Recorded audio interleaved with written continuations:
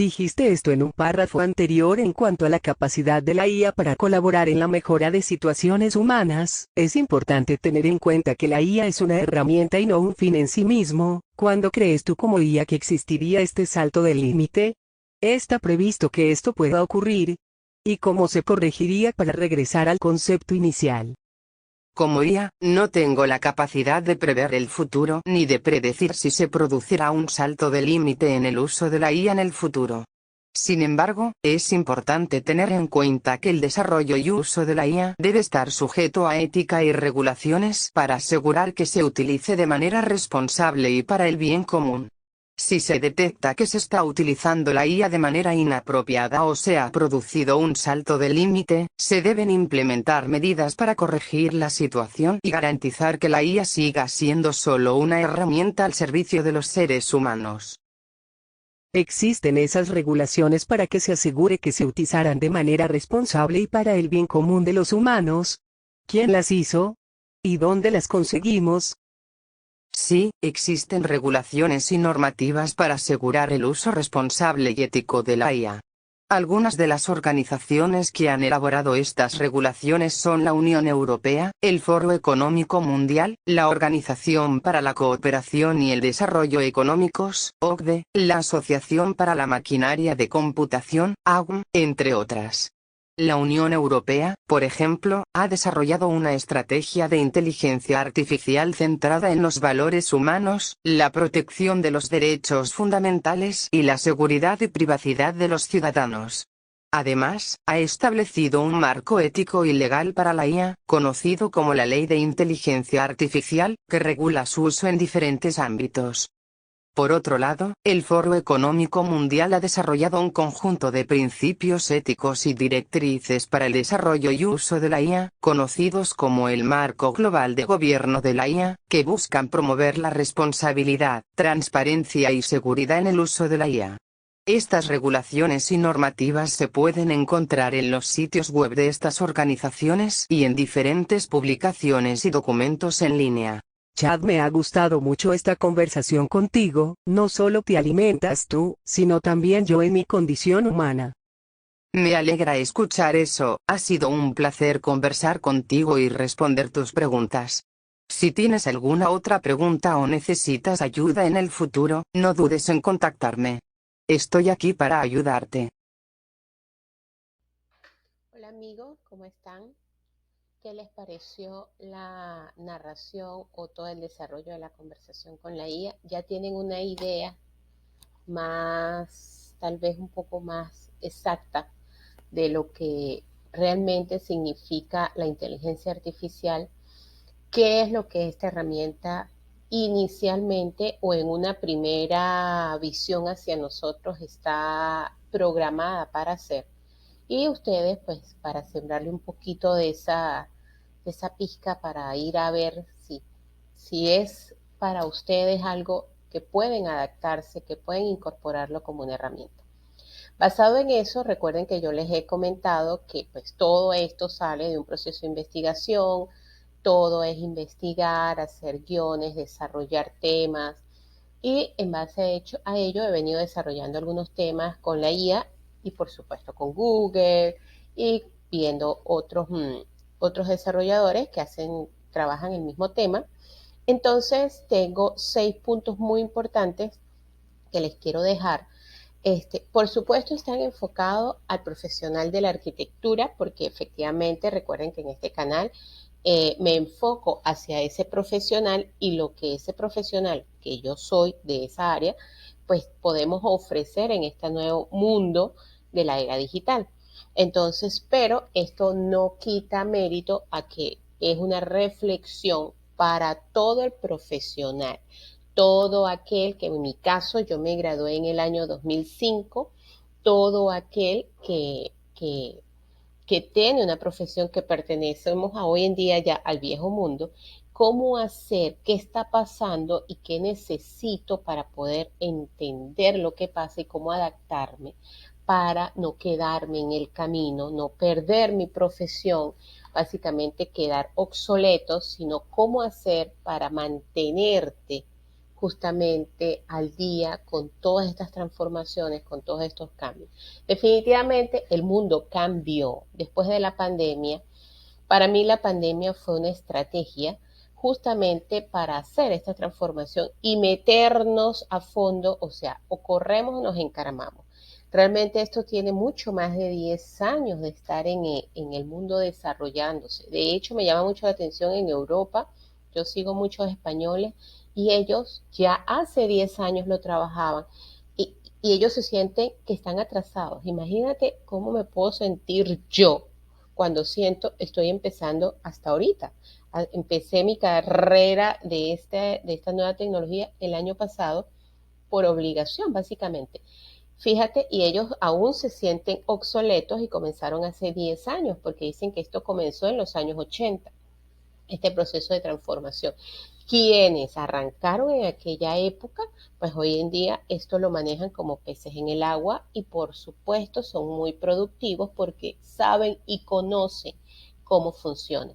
En el caso de quienes no, pero ya hemos entrado, estamos viendo esto, pues queremos mostrarle a otros qué es lo que está pasando y definitivamente si queremos subsistir tenemos que hacer cambios y tenemos que incorporar muchas cosas para poder ser parte de esa nueva población que tiene oportunidades, que puede ejercer su profesión, pero que está actualizado y que es adaptable a los cambios permanentes que este nuevo mundo nos ofrece. Y esos cambios permanentes no es que te acuestes y el mes que viene te despiertes a ver qué pasó. No, eso es básicamente todos los días, todas las semanas.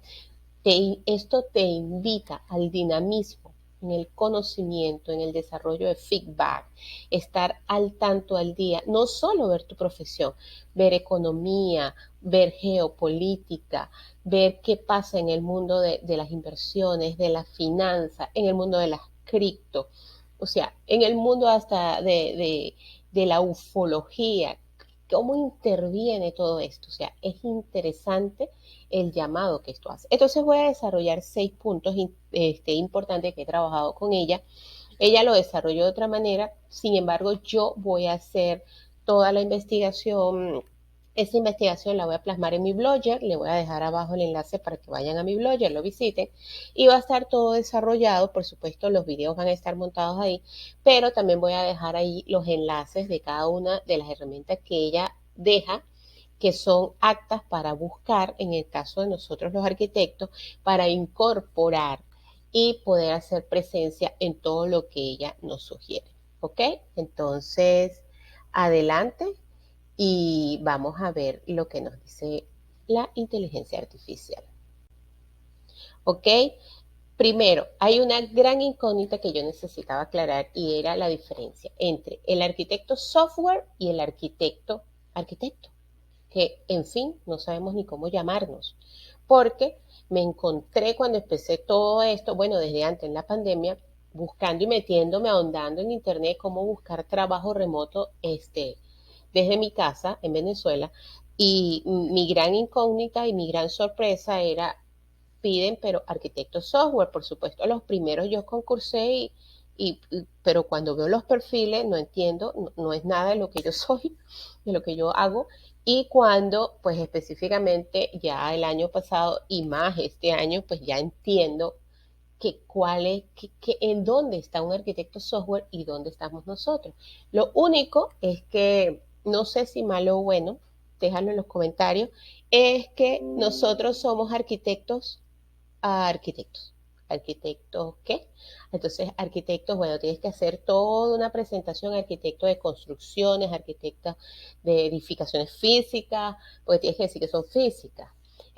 Arquitectos de diseño para vivienda, para infraestructura física, o sea, tienes que especificar.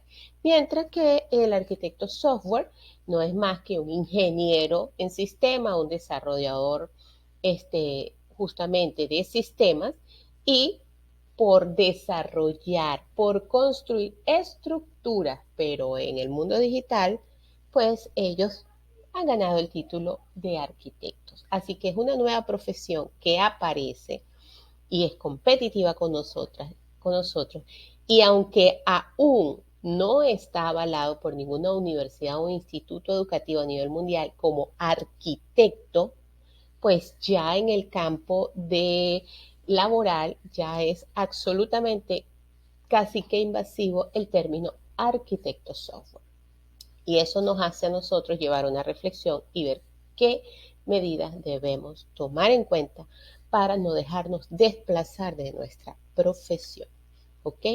Seguimos. Entonces, eso fue importante y yo voy a hacer una lectura pequeña porque ella hace dos aclaraciones interesantes y dice que el arquitecto software es un profesional especializado en la creación de soluciones tecnológicas. Y de hecho es así porque le dicen arquitecto software o arquitecto de soluciones, para que sepas los términos.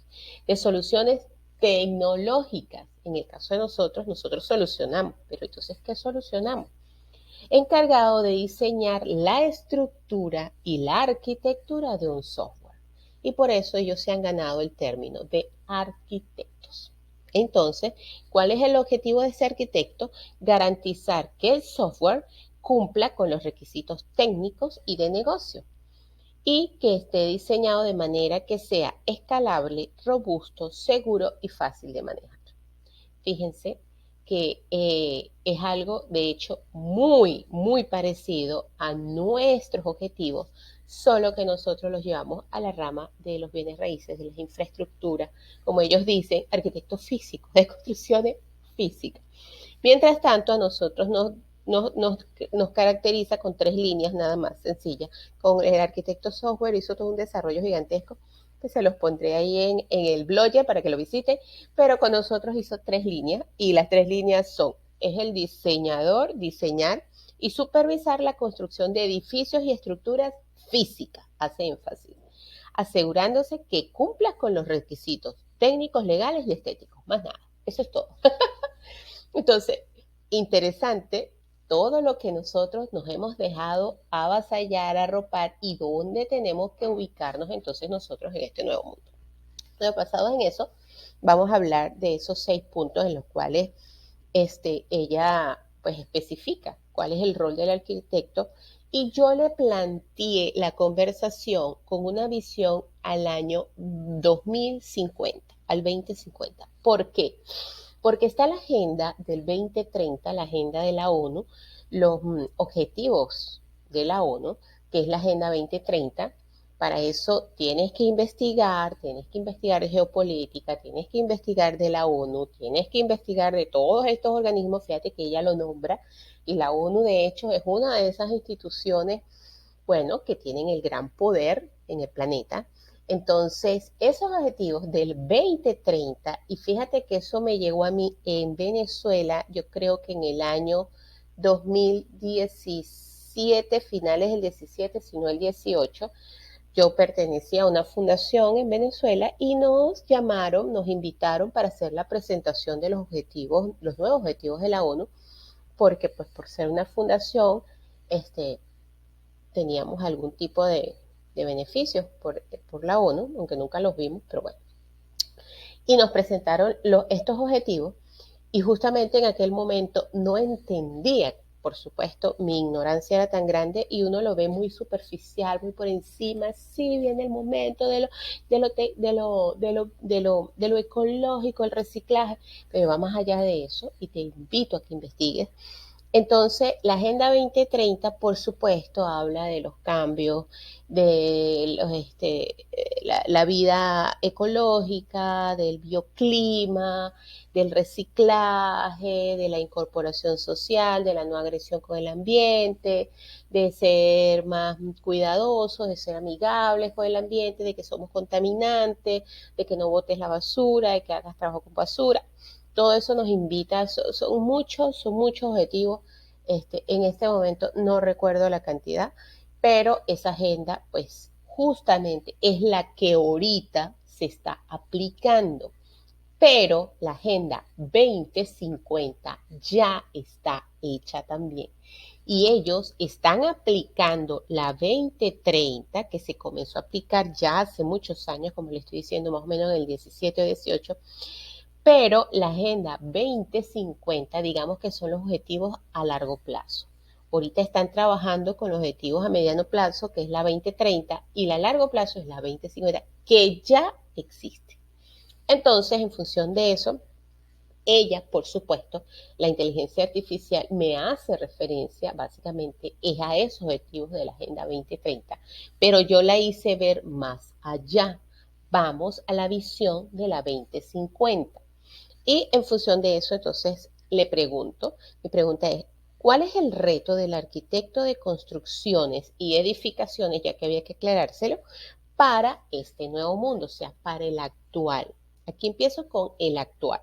Y ella me nombra 5 y dice, primero, la adaptación tecnológica. Segundo, que debe empezar a construir o a diseñar edificaciones inteligentes, edificaciones sostenibles, edificaciones que tengan automatización de los procesos. Y en esa automatización de los procesos justamente entra cómo hacer que nuestros diseños integren o esa innovación tecnológica vaya en el trabajo de los desechos sólidos, líquidos, orgánicos, cómo desarrollar de una forma integral todo lo que comprende la vivencia del ser humano en un espacio físico. Después me dice, por supuesto, que de soluciones innovadoras y efectivas. Efectivas en función de qué? De la Agenda 2030, por ahora, porque acuérdate que le estoy hablando del momento actual.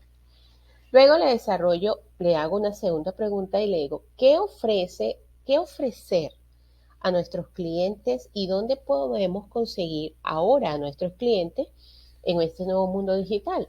Anteriormente teníamos oficinas, teníamos estudios de arquitectura en nuestros lugares más chic, unos estudios muy bonitos, la gente pues simplemente se veía que el arquitecto no llegaba, pero ahora este mundo nos ha invitado a otro tipo de cosas. Sin embargo, el mundo físico sigue existiendo, pero ¿dónde entonces realmente está la gente? Y ella plantea igual 5 cosas y dice, primero, deben hacer fuerte presencia en línea, desarrollando por supuesto las redes sociales. Segundo, deben mostrar sus habilidades. Y cuando habla de mostrar sus habilidades, ella no solo habla de las habilidades profesionales, sino las habilidades del ser. Y esto es súper interesante. Las habilidades que tienes tú adicionales que te hacen diferente a los otros. Compartir, por supuesto, tus proyectos y la destreza de tus habilidades. Conectarse con otros profesionales y a conectarse con otros profesionales para hacer un networking más universal, más mundial. De hecho, de eso es lo que yo hablo con mi mentoría, y busca mi mentoría llevar al profesional a eso. Nosotros tenemos que hacer equipos multidisciplinarios, pero no regionales, ni en tu zona, ni en tu país, sino hacer equipos multidisciplinarios mucho más amplios. Tienes que abrir tu mente y abrir tu logósfera para llegar a un equipo que esté en todo el mundo, que tú puedas desde tú aquí tener tus profesionales, unos en otros países, en otros continentes, de manera que tú puedas ser más internacional. Y a eso es el llamado que esta inteligencia nos hace. Y por último, por supuesto, dice, ya que debes ubicar tus oficinas, si tienes una oficina física y quieres conservarla, debes ubicarla, por supuesto, en zonas donde estén tu público objetivo. Para eso debes identificar quién es tu público. Realmente tienes que ahora darte a la tarea de estudiar e investigar según tus habilidades, según tu expertise, realmente cuál va a ser el público que tú quieras captar. Y es ahí donde te tienes que ubicar. No te puedes ubicar en un área donde realmente tu carrera o tu habilidad no es llamativa, no es útil, no les soluciona a ellos un problema. ¿Ok? Luego hago la siguiente pregunta, la cuarta, y le pregunto entonces, el profesional, aquí ya lo llevo al 2050. Y entonces aquí le pregunto, el profesional de la arquitectura para el 2050, entonces, ¿cuál es el perfil que debe tener o cuál es el cambio que debe incorporar para llegar al 2050? Entonces me dice, por supuesto, aliarse a la IA. Un profesional que no esté aliado a las herramientas que ofrece la inteligencia artificial como el análisis de datos, creación de modelos 3D y 2D, pero en cosas increíbles, que de hecho les voy a dejar ahí los enlaces en el blogger. Es súper interesante ver cómo podemos desarrollar proyectos, pero así, en unos 30 minutos de que tú estás en reunión virtual con tu cliente, tú puedes desarrollar un proyecto, de una vez cerrar monto y de una vez hacer un pago. Es súper increíble, las herramientas súper fáciles. Por supuesto, todo hay que pagarlo, porque esto nos lleva, esta era, por supuesto, hay tantos software, pero cada software, pues hay que suscribirte y tienen los planes gratuitos, los planes medio pago, que son los básicos, los un poquitos profesionales y los VIP, dependiendo de tu realmente uso. Luego dice, por supuesto, la colaboración de profesionales, pero aquí habla muy importante, dice, equipos multidisciplinarios mundiales, o sea, tienes que abrir, sí o sí. Si tú estás en un país que es tradicional, que estás acostumbrado a tus amigos cercanos, pues tienes que abrir tu mente, porque si no, no vas a llegar al 2050 siendo el mismo profesional. O sea, o pereces o te cambias de profesión o simplemente te adaptas y te das cuenta que tienes que abrirte. Y el abrirte, por supuesto, que significa muchos retos personales, muchos retos de incorporar muchas cosas. Por supuesto que también significa nuevos idiomas, por supuesto el inglés, idiomas adicionales, de repente el portugués, el francés, el alemán, pero debes hacerlo. Y eso es el gran reto de estos momentos y básicamente de llegar al 2030 para que puedas ganar en el 2050. Fíjate todo lo que hay que hacer. Y por último dice conectarse con sus clientes potenciales para estar en todo el mundo. Y sus clientes potenciales no solo están, como te estoy diciendo, en lo regional, sino a nivel de toda la pelotica del mundo. Entonces ahí es la invitación. Fíjate la visión y ya la llevé al 2050. Entonces aquí es donde tú tienes que hacer la reflexión y definitivamente cosas como a mí me ha pegado mucho, te soy sincera, las redes sociales, no soy de redes sociales, me ha costado mucho entenderlo, pero bueno, lo he tenido que hacer. Esto que estamos haciendo, estas grabaciones, te digo y te cuento que para mí era una cosa que sudo todavía, me genera mucho, es algo que desplazo mucho, porque no es mi habilidad principal, aunque me gusta mucho hablar, pero no es mi habilidad principal. Sin embargo, hay que desarrollarla, porque el mundo, las líneas, el mundo digital, la era digital llegó. Y la era digital nos lleva a que tus oficinas son estos sitios. Así que debes transformar tus habilidades, debes transformar tu pensamiento, debes transformar aquello que te reta y que de repente sientes que no, yo no puedo con eso, pues hay que hacerlo, porque si no vas a perecer, querido amigo profesional.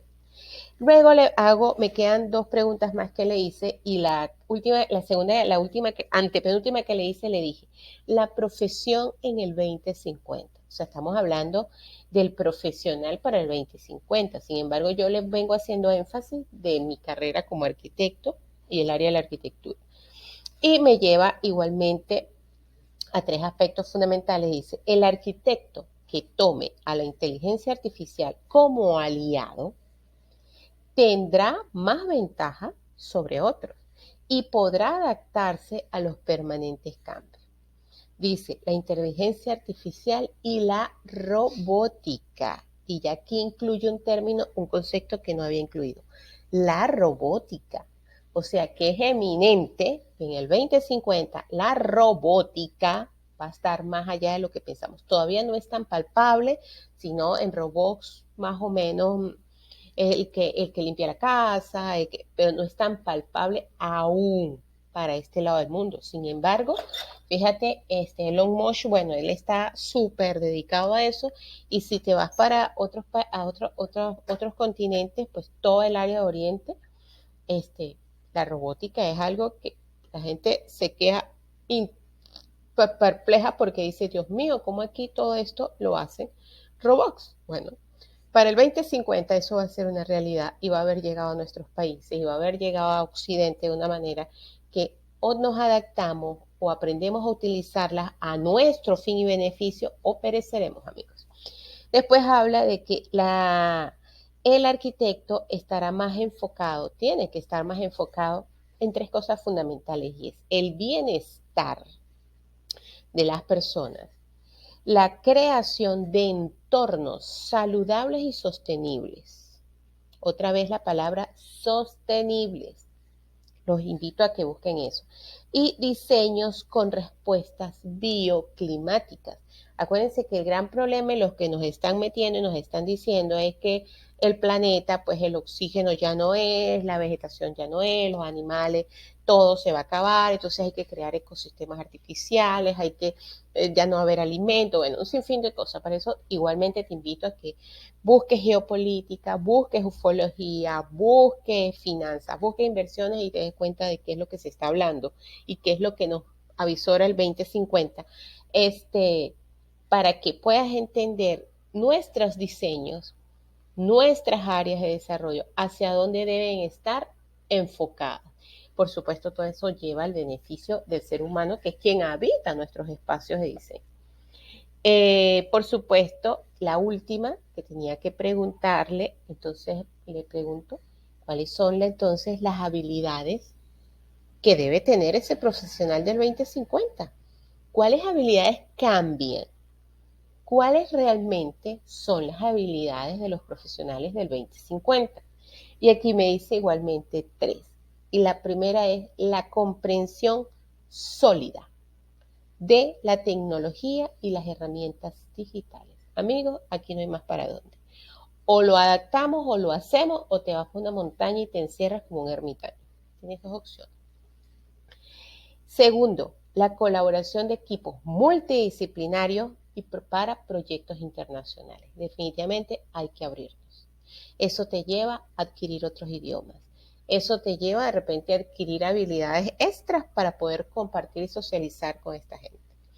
Y tercero, proyectos que minimicen la huella de carbono, buscando que sean sostenibles y ecoamigables.